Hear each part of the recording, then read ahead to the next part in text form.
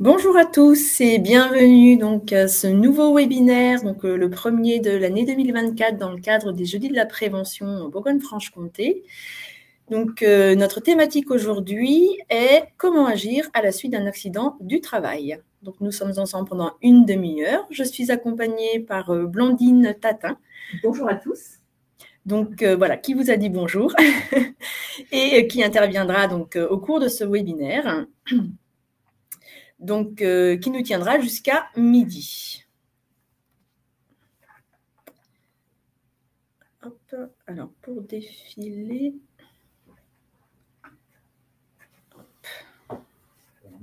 J'ai pas la main pour défiler. Excusez-moi, petit souci.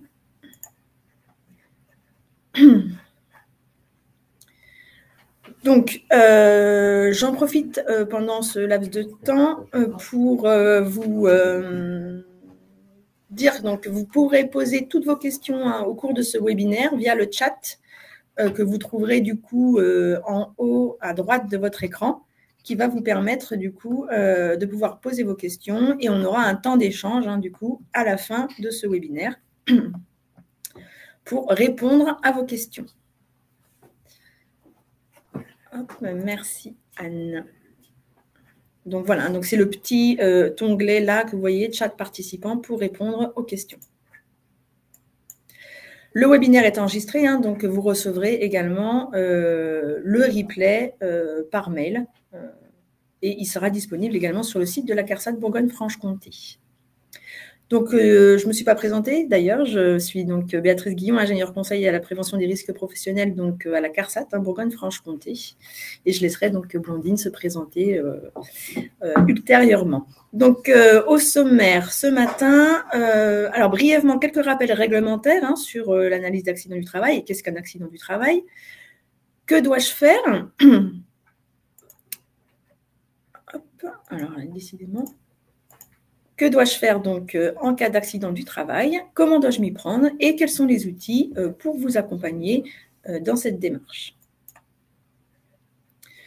Donc, quelques rappels réglementaires. Qu'est-ce qu'un accident du travail? Comme vous le voyez, il y a un article du Code de la sécurité sociale, l'article L411-1, qui définit ce qu'est un accident du travail. Donc, est considéré comme accident du travail, quelle qu'en soit la cause, l'accident survenu par le fait ou à l'occasion du travail à toute personne mentionnée à l'article L311-2. Ce qu'il faut retenir sur la caractérisation d'un accident du travail, c'est 3 points essentiels. Il faut que l'accident du travail puisse être daté avec précision, qu'il soit survenu sous la subordination de l'employeur et qu'il engendre une lésion physique ou psychique. Par rapport à l'obligation d'analyser un accident du travail, on peut avoir la question encore d'entreprise, à savoir est-ce qu'on est obligé d'analyser les accidents du travail? Eh bien oui, il y a également un article, donc là c'est le R4141-8 du Code du travail, dans lequel il définit du coup les circonstances et l'obligation d'analyser un accident du travail. Je ne vais pas le lire, vous l'aurez dans tous les cas à disposition sur le replay. Mais il est bien obligatoire d'analyser les accidents du travail. Et vous allez voir l'intérêt d'analyser ces accidents du travail. Alors, que devez-vous faire lors d'un AT? Alors, là, vous avez une petite représentation de la démarche à suivre. Bien entendu, la première chose à faire, c'est de prendre en charge la victime, selon l'organisation des secours qui est en place dans votre entreprise. Et en fonction de la nature de l'accident ou des dommages occasionnés, si le salarié victime de l'accident ne vous a pas alerté au moment de l'accident ou ce qui peut se produire assez souvent dans votre secteur d'activité si l'accident a eu lieu en dehors du site de l'entreprise, d'une manière générale, le salarié doit vous en informer dans les 24 heures. Dès réception de l'information de l'événement, vous devez, vous, en tant qu'employeur, déclarer l'accident du travail en rédigeant donc ce qu'on appelle la DAT, déclaration d'accident du travail. Ceci doit être fait dans un délai de 48 heures que vous adressez donc à la caisse primaire d'assurance maladie. C'est important cette DAT puisque c'est elle qui va permettre de reconnaître l'accident du travail, mais surtout d'indemniser la victime par rapport donc au préjudice qu'elle a subi à la suite de cet événement. Cette déclaration d'accident du travail, elle n'est pas à confondre avec l'analyse de l'accident du travail, puisqu'elle ne permet pas de comprendre réellement ce qui s'est passé, quelles sont les circonstances de l'accident. Donc la DAT est vraiment à distinguer de l'analyse de l'accident qui va vous permettre vraiment de comprendre l'accident pour éviter son renouvellement. Donc quelles sont les causes à l'origine de l'AT, quels sont les faits déclencheurs, et cette analyse va vous permettre de pouvoir définir des mesures de prévention adaptées suivies dans un plan d'action pour éviter que cet accident ne se reproduise. Alors maintenant que je vous ai dit ça, comment on doit s'y prendre ? Déjà, pourquoi on vous demande d'analyser un AT ? Pourquoi c'est important d'analyser un accident du travail ? On l'a dit, il faut comprendre ce qui s'est passé, identifier les causes de sa survenue pour pouvoir agir en conséquence, pour éviter qu'il ne se reproduise. Ça va permettre également d'améliorer le fonctionnement de l'entreprise grâce à une meilleure compréhension du travail réel et de comprendre qu'est-ce qui a dysfonctionné. Et puis, bien entendu, ça va vous permettre de réduire le coût humain, en premier lieu, social et économique, puisque un accident du travail, vous le savez très bien, ça coûte à l'entreprise. Il y a des coûts directs, mais aussi des coûts indirects qui sont loin d'être négligeables. Donc, les étapes de l'analyse d'AT, dans un premier temps, ce qui est important, c'est de pouvoir constituer un groupe de travail pluricompétent ou pluridisciplinaire, puisqu'il est essentiel de prendre en compte que l'analyse ne peut pas être menée par une seule personne. La composition de ce groupe d'analyse va être très dépendante de la taille de l'entreprise, de l'organisation de l'entreprise. Effectivement, une entreprise d'une taille assez importante, on va pouvoir avoir un groupe de 4-5 personnes, alors que sur une petite structure, on va être sur plutôt un groupe de dimension plus restreinte. À minima, ce qu'on demande, c'est que l'employeur fasse partie de ce groupe de travail ou un représentant qui l'aurait désigné et qu'il y ait un des membres des instances représentatives du personnel. Une fois le groupe constitué, vous pourrez alors du coup procéder à l'analyse de l'accident en suivant les 5 étapes qui vous sont représentées sur cette diapositive. Et ce que je vous propose, c'est de pouvoir parcourir ces 5 étapes en vous présentant les points essentiels à retenir. Alors, pour chacune de ces étapes, on a fait le choix de vous présenter également un exemple concret qui est arrivé dans votre secteur d'activité sur la chute d'un quai, dans ce cas précis, lors d'une opération de chargement de marchandises. Alors, ce qui est important à retenir, c'est que lors de ce recueil des faits, il va falloir décrire le récit de l'événement avec des faits, on dit observables, indiscutables et vérifiables. C'est-à-dire que là, on n'a pas place à tout ce qui est préjugé, a priori, je pense que, on doit s'appuyer sur des faits. Ce recueil des faits, il doit être réalisé le plus rapidement possible après la survenue de l'accident pour éviter tout ce qui est perte d'information ou justement déformation. Donc, c'est ce qu'on appelle en fait le recueil à chaud. Comment on fait ce recueil des faits ? Alors, plusieurs façons. On peut donc recueillir les faits par l'observation, en se rendant sur place, par des entretiens, alors avec la victime de l'accident, si elle est en capacité de répondre, avec des témoins, si éventuellement il y avait des témoins. On peut également s'intéresser à la documentation. Là, je pense, là, avec cet accident, on doit d'ailleurs regarder ce qui était prévu dans le protocole de sécurité, qui régit donc les opérations de chargement, déchargement. Et on s'intéresse à collecter toutes les informations qui vont nous permettre de décrire les circonstances de l'événement en se posant en regardant 5 thématiques. Donc, si on regarde l'exemple, on a un chauffeur en attente sur le quai qui observait du coup l'opération de chargement dans un entrepôt.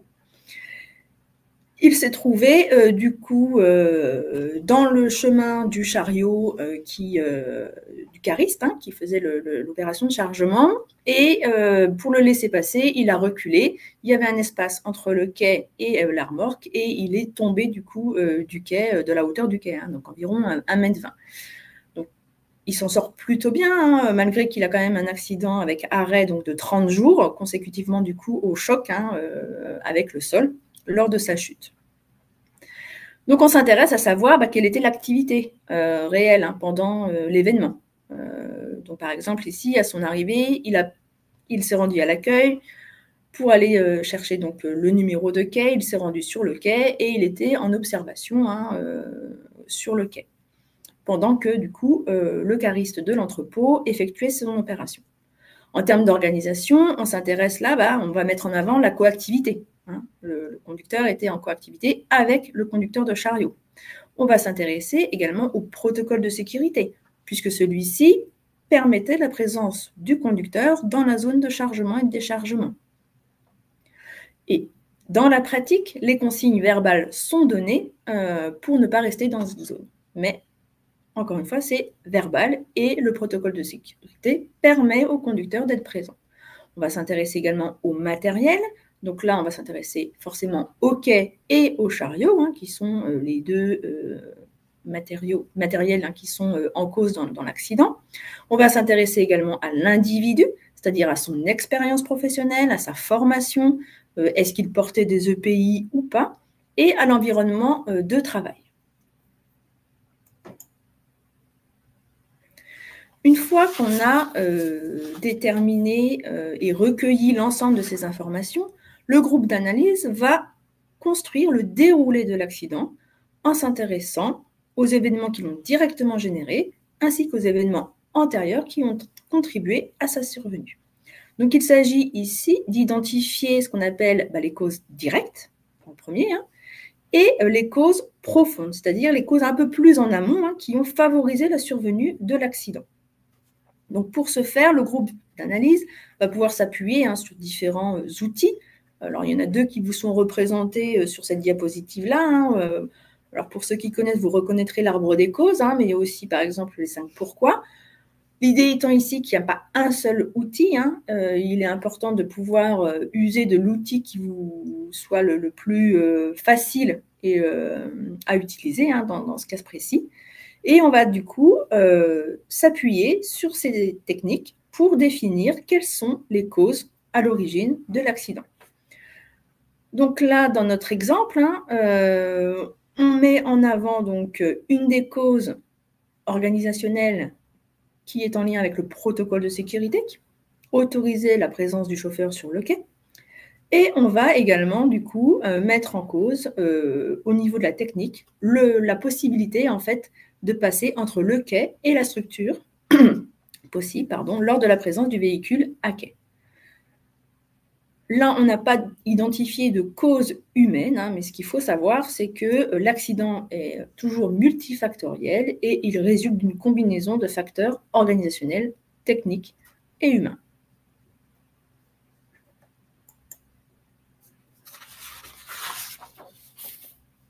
Donc, à partir des causes identifiées, donc causes directes et causes profondes, l'étape suivante est de définir les mesures de prévention et les mesures correctives à apporter pour éviter qu'un accident similaire ne se reproduise. Donc, ces actions, elles devront faire l'objet d'un plan d'action formalisé que vous trouverez ici. On le verra dans la diapositive ultérieure un petit peu plus gros, parce que là, je vous l'admets, c'est un peu petit. Mais ce plan d'action-là, ce qui est intéressant, c'est ça va vous permettre de tracer le suivi de la mise en œuvre des actions que vous aurez définies à l'issue de l'analyse. Ces mesures, pour les prioriser, il faut s'intéresser à ce qu'elles agissent sur les causes profondes aussi, et pas seulement sur les causes directes. Il faut tenir compte également de leur efficacité et prendre en compte la portée de la mesure. Donc, si on reprend notre exemple d'accident du travail, on avait donc une cause organisationnelle sur le protocole de sécurité. Donc là, ce qu'on va mettre en œuvre en termes de mesures de prévention, ce qu'on peut mettre en œuvre, c'est d'organiser l'accueil des chauffeurs en leur présentant les conditions de réalisation des opérations de chargement-déchargement, et c'est-à-dire le temps et le lieu d'observation sécurisés pour les chauffeurs notamment, et de mettre à jour du coup le protocole de sécurité en fonction de cette nouvelle organisation. Et bien entendu de la communiquer à l'ensemble des acteurs concernés. Au niveau de la mesure technique, on propose de définir et de matérialiser un emplacement sécurisé pour permettre au conducteur d'observer les opérations de chargement-déchargement en sécurité, de mettre en place également des garde-corps entre le quai et la structure des porte-quais, des portes de caisse qui évitera du coup de pouvoir chuter. Et en complément, on peut mettre d'autres mesures techniques pour améliorer la sécurisation des quais et de la mise à quai des véhicules. Donc, je vous le disais, ce plan d'action, on doit y retrouver donc les différentes mesures de prévention, les moyens que vous allez mettre à disposition pour mettre en œuvre ces mesures, quel est le responsable de l'action, dans quel délai vous souhaitez mettre l'action, et ensuite la date de clôture. Ce qu'il faut également, c'est de vérifier et d'évaluer l'efficacité des mesures. L'objectif étant de s'assurer que les mesures qui sont mises en œuvre sont efficaces et que l'accident ne se reproduise pas. Voilà pour la démarche. Je vais laisser du coup Blandine pour vous présenter quels sont les outils pour vous accompagner dans cette démarche. Parce que vous allez le voir, ces outils sont nombreux et vous n'êtes pas seul face à cette analyse. Bonjour à tous. Blandine Tatin, OTRE Franche-Comté-Bourgogne. Donc, je représente ici la voix des transporteurs et en complément de la présentation à la fois très concrète au travers de cet accident du travail et en même temps très large que vient de vous présenter Béatrice Guyon, eh bien, on va regarder quels sont les outils à votre disposition pour vous aider à établir chaque étape, depuis la prévention, bien sûr, et tous les outils d'analyse. Alors, il y a 3 acteurs majeurs chez lesquels vous trouverez une abondance, je vais dire ça. Alors, abondance, c'est au bon sens du terme parce que, comme l'a souligné Béatrice tout à l'heure, selon le cas de figure, eh bien, il y a des schémas, des étapes, des marches à suivre plus ou moins détaillées ou qui vont correspondre plus ou moins à la situation de votre entreprise. Donc, d'abord, ceux de la CARSAT.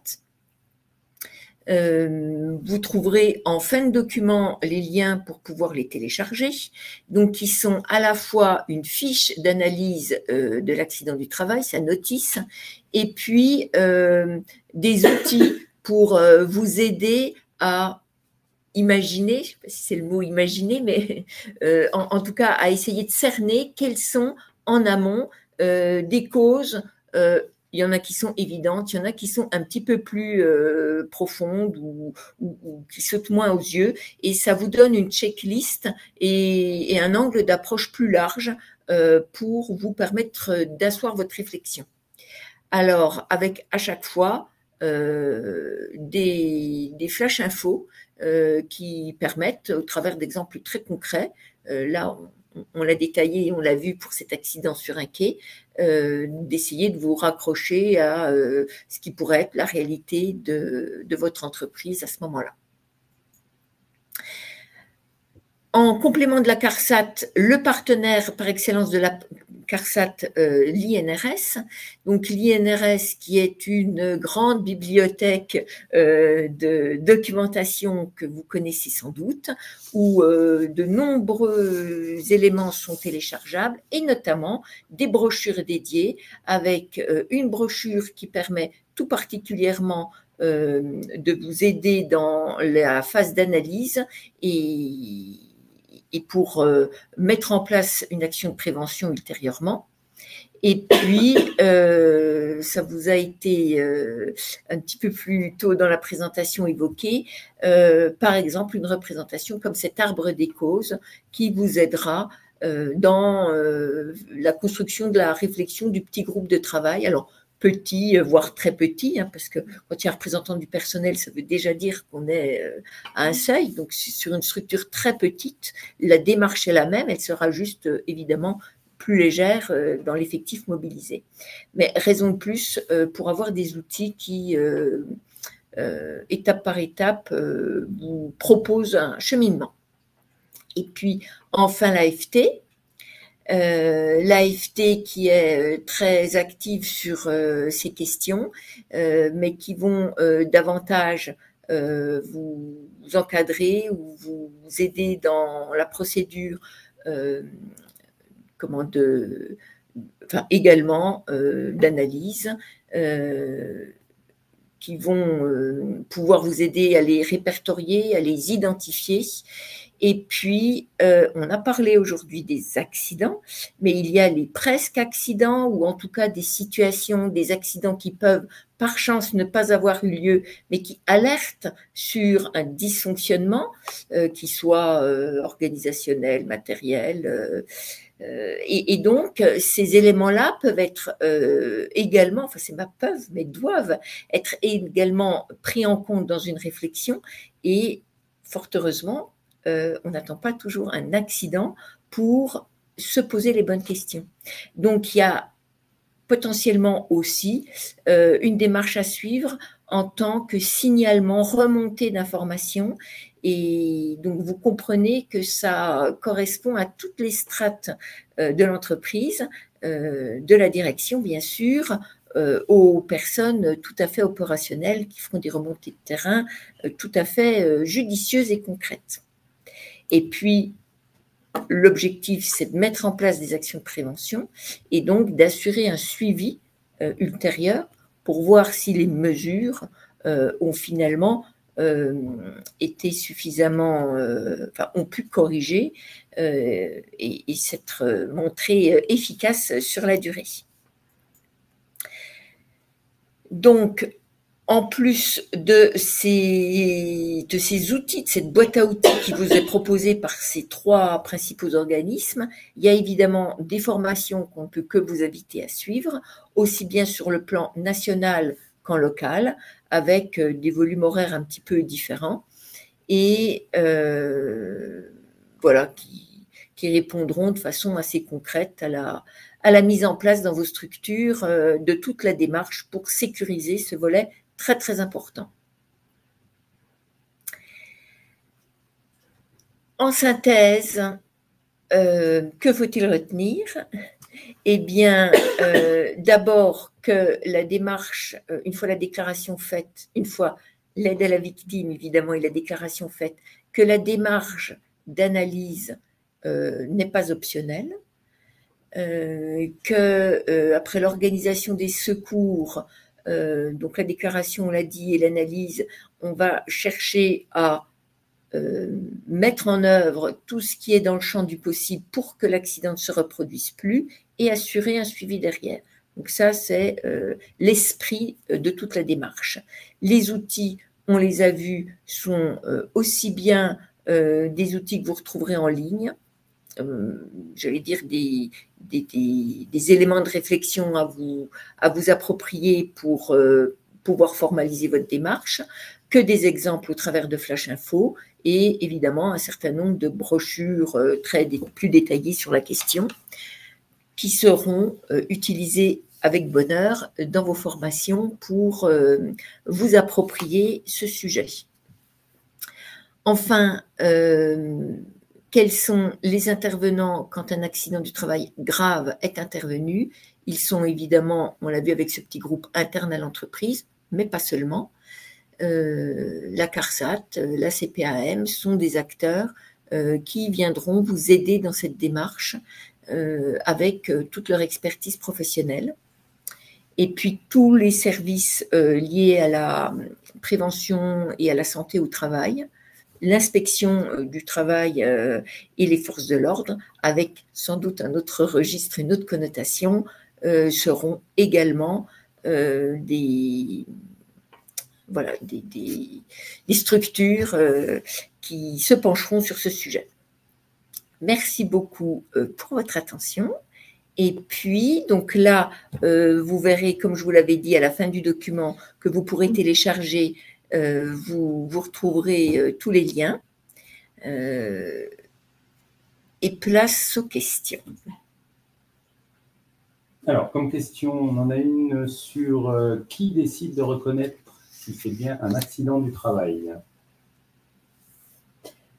Peut-être Béatrice. Non. Je vais activer le micro. Du coup, qui décide de reconnaître l'accident du travail? Donc, on l'a évoqué en début de webinaire. C'est la Caisse primaire d'assurance maladie qui a la compétence de reconnaître l'accident du travail, donc le caractère professionnel de l'événement, au travers donc d'une enquête de matérialité. Donc c'est vraiment la prérogative des caisses primaires d'assurance maladie. Alors, je crois qu'il y a une autre question pendant que j'ai le micro. Un salarié peut-il faire une déclaration à la caisse primaire d'assurance maladie sans prévenir son employeur? Alors, oui, effectivement, le salarié peut déclarer un accident du travail sans en informer son employeur dans les 2 ans qui suivent l'événement. Donc, ça paraît peut-être un petit peu long, mais c'est la réglementation. Donc, un délai de 2 ans maximum, voilà, suivant le sinistre, pour déclarer l'accident du travail. Bien sûr, vous serez informé par la caisse primaire d'assurance maladie qui va vous adresser une notification d'information accompagnée du coup de la déclaration d'accident du travail. Il y a d'autres questions?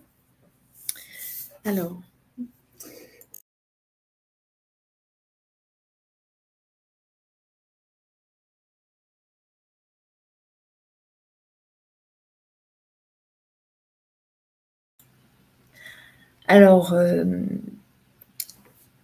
la question est de savoir s'il était cette nuit-là dans l'exercice de son travail ou pas.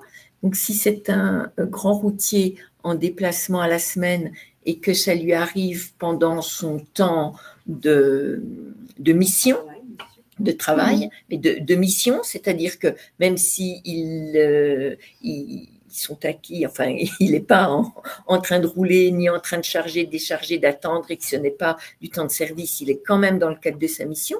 Donc, dans ce cas-là, oui, ce sera bel et bien un accident du travail. En revanche, si c'est quelqu'un qui travaille à la journée, qui rentre chez lui le soir et qui a un malaise, là, l'employeur n'est pas a priori dans la boucle de la nature de l'accident.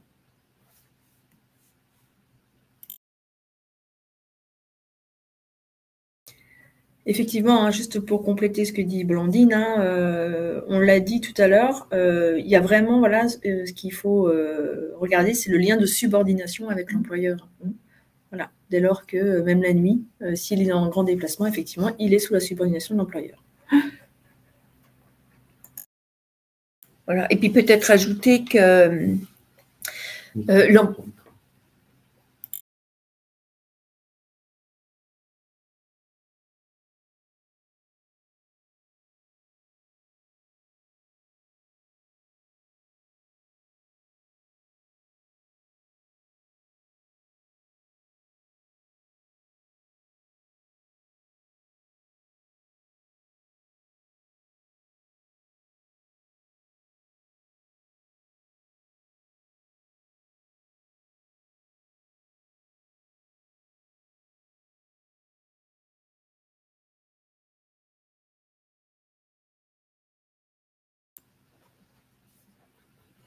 Alors, on a le temps pour une dernière question. Je vois qu'il est 58. Est-ce qu'il y a encore une question? Je regarde la régie à chaque fois. Oui, donc une question sur la formation du personnel. Donc, qui dois-je contacter pour former mon personnel à l'analyse des accidents du travail?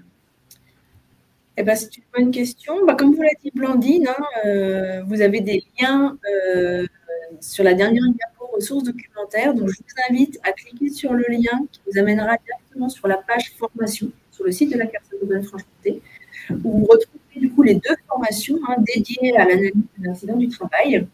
Et sur chacune des pages, vous y retrouverez le déroulé pédagogique, les objectifs de la formation, la manière dont les modalités de cette formation. Et tout à la fin, vous trouverez les organismes de formation qui sont conventionnés ou habilités pour dispenser cette formation. Vous avez tous les contacts. Donc, je vous encourage à cliquer sur ce lien pour trouver la formation qui vous intéresse. Voilà. Eh bien, écoutez, on arrive au terme du webinaire. Je me retourne, il n'y a plus de questions. Donc, eh bien, il nous reste à vous remercier du coup. Merci à tous. Avec Blandine. Merci à tous. Et puis, à diffuser le replay. On vous renverra le lien du replay. N'hésitez pas à le diffuser autour de vous pour prêcher la bonne parole. Bonne journée. Au revoir à tous. Bonne journée. Au revoir.